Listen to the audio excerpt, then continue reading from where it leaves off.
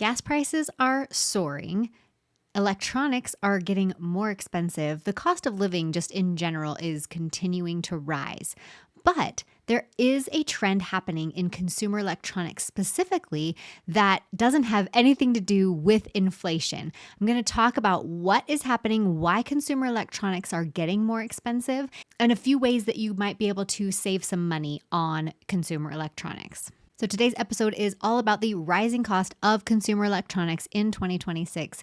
The phone that you bought in 2021 is about $200 more now in 2026. And there are specific reasons for that. So let's get right into it.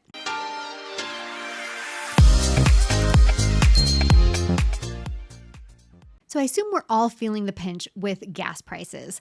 Now, when gas prices rise, does the cost of getting the food to the grocery store also rise? The cost of shipping items also rise. So the gas prices rise, everything rises, and that can be a contributor to inflation. But what also is going up is the cost of consumer electronics.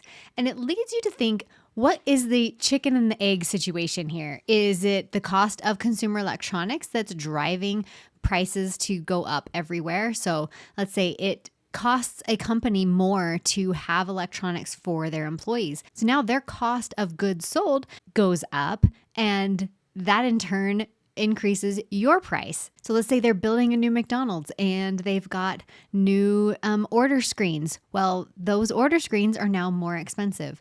Because those order screens are more expensive, they might offset some of that cost into some of their food. So now it costs you a few more dollars to get those chicken McNuggets. I don't know. I haven't really been to McDonald's in a while. So the history of consumer electronics is that you buy, let's say, a 1 terabyte hard drive, and 6 months from now, they have 2 terabyte hard drives. So the cost of the 1 terabyte hard drive actually decreases, and the cost of the 2 terabyte hard drive kind of replaces the cost that it did for the 1 terabyte hard drive. That's been the history. Over time, the components that go into your phone and for your laptop continue to get better. And as they get better, they charge about the same amount for that component. But now we're kind of seeing the opposite happen, where they are charging more for the same amount of storage, of RAM. So RAM stands for random access memory. That's going to be how much your computer can do at once. That also includes your processor speed. And then obviously storage is the easy one. Yeah, I can see that this 1 terabyte hard drive is now this much more money in 2026, even though I could have bought that same 1 terabyte hard drive for less money in 2024. So why is the cost of these electronics components increasing? And there's a few really specific things that it can be pointed to. First is what we're calling the AI tax.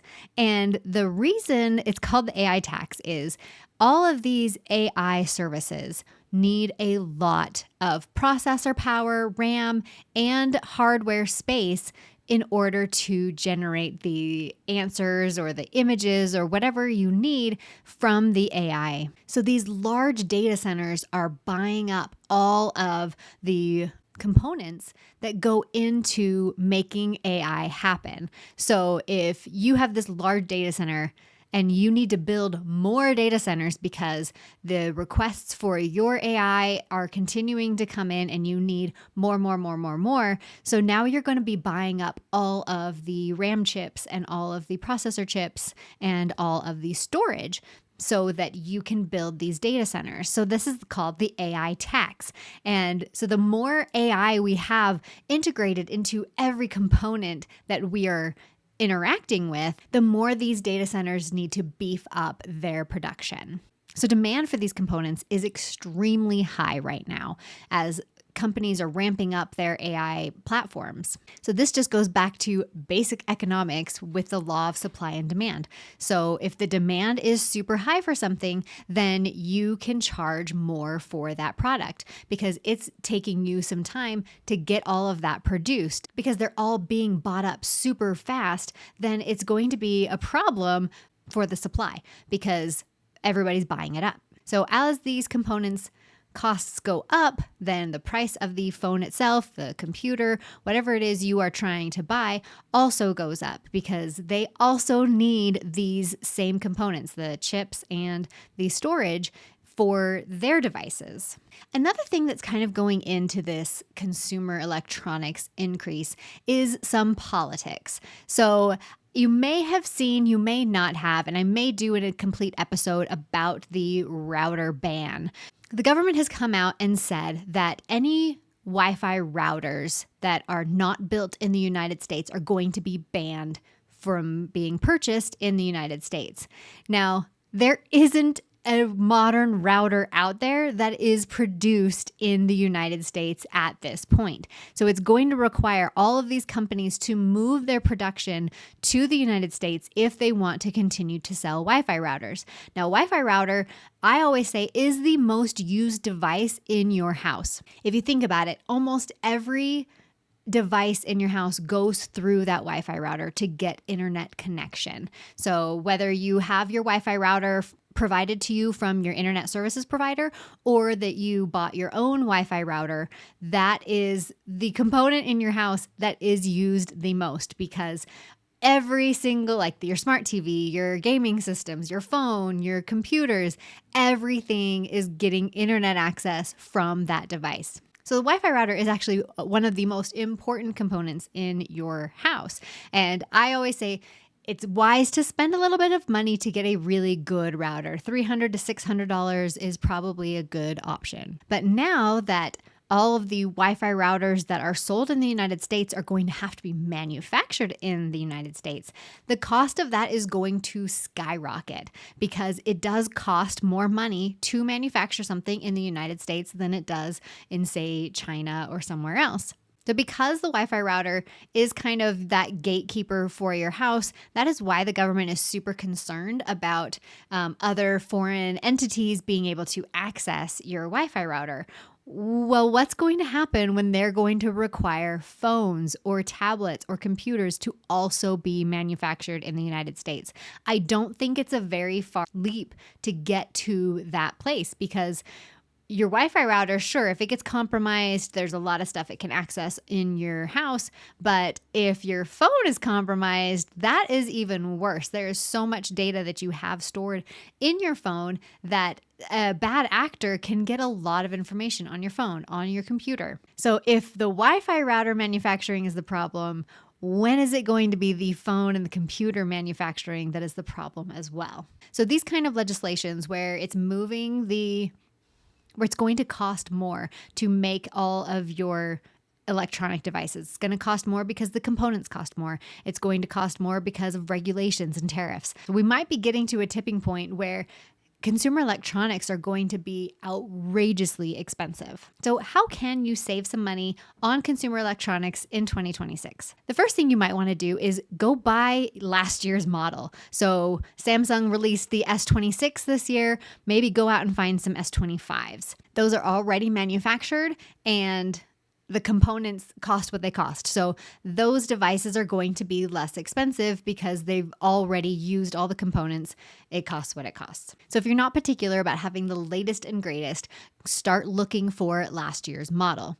If you are in the market for a new Wi-Fi router, I would get that as soon as possible because pretty soon I don't know of any Wi-Fi routers that will be available in the future. So you're only going to be able to get models that are in the past. So the ban isn't taking routers off the shelves that have already been approved, but it's not going to allow any Wi-Fi manufacturers to approve any new devices. So there won't be any new Wi-Fi routers coming out unless that manufacturing is in the United States or that bill gets repealed or anything like that. So the first thing, go buy last year's model. The second thing is maybe take a look at the specs that you might need in a device. So let's say you have a phone that has 1 terabyte of storage space. Well, look at your usage and see how much of that storage am I actually using. If you're only using like 100 gigabytes of that storage and you've had the phone for a little while, then maybe you can get away with a 256 or a 512 amount of storage.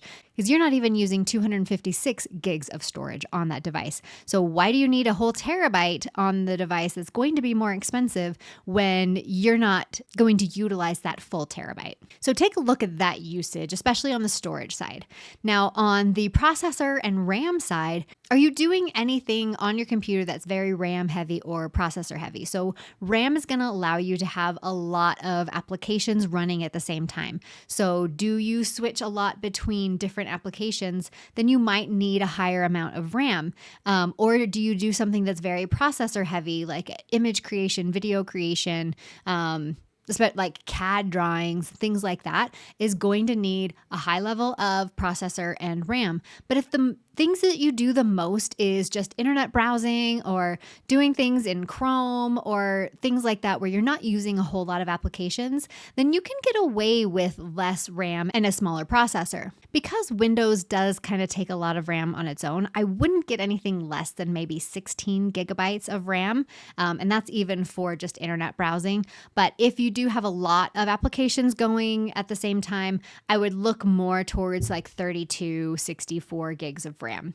On the processor side, again, you probably won't notice much of a difference between like a really low-end processor and a higher level processor, but it's just going to be the speed in which things come up. So you open up an application and it takes forever. So are you willing to wait a little while for things to process and to run? Then you might be able to get away with a slower processor. But if you are somebody that wants things right away and you want it to pop up as soon as you click on that item, then you probably need to go higher on your processor. So all of these increasing costs is really going to make you take a hard look at your usage.